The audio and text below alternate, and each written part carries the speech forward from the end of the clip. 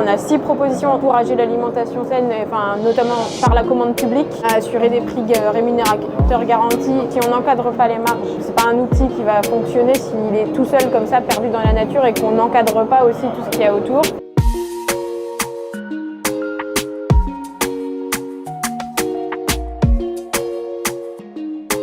Oui, c'est une race bretonne. Il y a une collègue qui me demandait quelle est la différence entre la pie rouge et la pie noire. Pie rouge, ça veut dire blanc et rouge. Et comme la pie noire, c'est noir et blanc. La pie rouge, c'était issu de croisement de l'armoricaine avec de la rouge allemande, hollandaise. Et maintenant, on met de la Holstein rouge sur la pie rouge pour améliorer les qualités de production. 8 000 au contrôle laitier, contre 1 million et quelques pour la Holstein. Pas de mauvaise race, il y a que des mauvais éleveurs.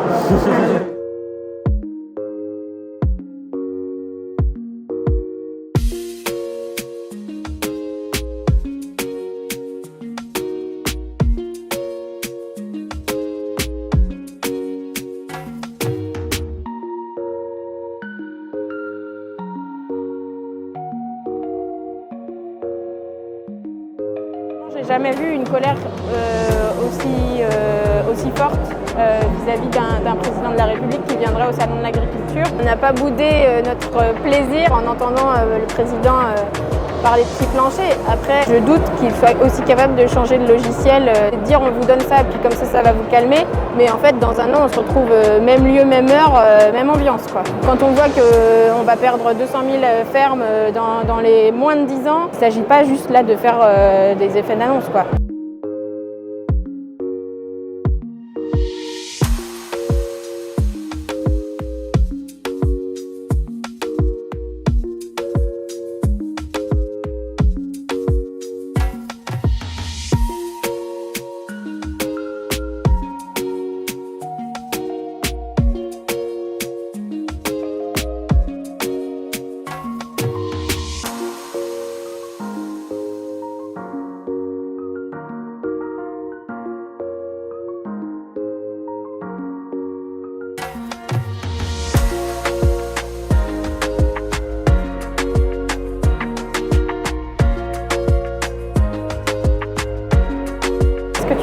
Et pourquoi la Mirandaise, qu'est-ce qu'elle a de particulier?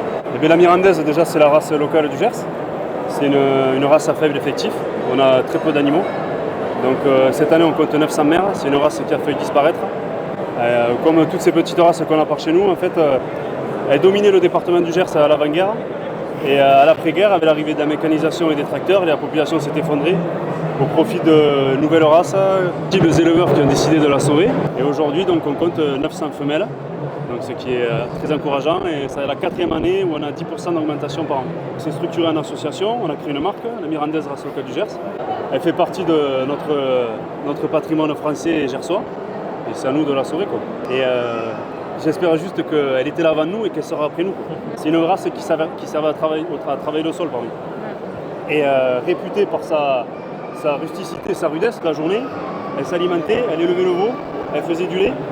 Et c'est pour ça qu'elle est toujours là. On parle à la biodiversité, c'est pas, je le dis tout le temps, c'est pas que sauver les éléphants en Afrique, c'est sauver la Mirandaise dans le Gers aussi. Si on enlève l'élevage dans nos coteaux gersois, on parle encore de biodiversité, là, ce qui est floristique, faunistique. On a un cortège d'orchidées extraordinaire dans le Gers. S'il n'y a plus d'élevage, demain il n'y a plus rien, quoi. Là, c'est la 4e année où on augmente de 10%. Donc au début, le chiffre était petit, donc 10% ça fait pas trop. Et maintenant, ça fait 100 vaches par an à peu près. Et la tendance se justifie pour les autres années. Des fois, on me dit, mais ça sert à quoi le fait d'aller sur les salons, faire les concours? Je dis, ben, ça fait la 4e année où on a 10% de plus, quoi. Okay. Tous les ans. Donc moi, je vois le résultat comme ça. Ouais. Et quand tu as des jeunes qui t'appellent, je veux bien créer un atelier de bovins, j'aimerais bien mettre des Mirandaises. Et t'es content, quoi, tu vois. C'est une fierté. La bretonne pie noire. On a été échanger avec d'autres qui nous expliquaient qu'ils essayaient de sauver la Mirandaise. Et du coup, ça s'inscrit un peu dans ces races qu'il faut essayer de sauver. C'est exact. C'était une des premières races laitières en France en avant-guerre. Ouais. Puis à la fin de la Seconde Guerre mondiale, on a demandé à produire plus. Donc la Holstein est arrivée et produit quasiment 2 fois plus que celle-là. Celle-là produit entre 3000 et 4000 litres de lait par an. Ouais. Alors que la Holstein vraiment sur du 8-10 000 litres. Cette race a été mise de côté. L'effectif a baissé et on était descendu à 300 vaches. Un plan de sauvegarde a été mis en place. Première race en France à avoir eu le droit au plan de sauvegarde. C'est qui l'a mis en place, ce plan de sauvegarde? c'est les agriculteurs. Ok, c'est les agriculteurs, ok, c'est pas l'État, c'est Parce qu'ils ne voulaient pas que la race disparaisse. Et on est remonté à 3500 mètres. La différence, par exemple, avec la Primostein, c'est que la Primostein produit 2 fois plus, mais le lait de celle-ci est de meilleure qualité. C'est une des races qui évolue le plus parce qu'elle convient bien dans des systèmes un peu alternatifs comme nous, système pâturant.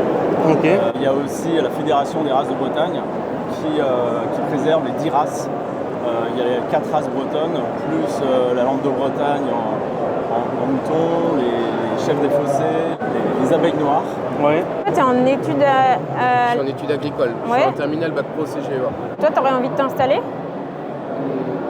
Non, Pourquoi? parce que au jour d'aujourd'hui, c'est beaucoup trop compliqué de s'installer quand on n'a pas de la famille dedans. Ok. Parce que toi, tu n'es pas issu du milieu agricole. Et qu'est-ce qui est compliqué justement quand on n'est pas issu du milieu agricole? Ce qui est administratif. Ouais. Et après, c'est trouver des finances pour s'acheter du cheptel, pour commencer, pour acheter des terres, faire construire des bâtiments si la personne en veut. Et le plus cher au jour d'aujourd'hui, c'est aussi le matériel. Est-ce que dans le fond, tu aimerais bien t'installer, mais du coup, tu le feras pas parce que c'est trop compliqué? Enfin, c'est ça? Là, je pars sur un autre bac pro. Ok. Je fais une sorte de reconversion professionnelle en mécanique agricole. Ok. Tu restes dans le milieu agricole quand même? Oui.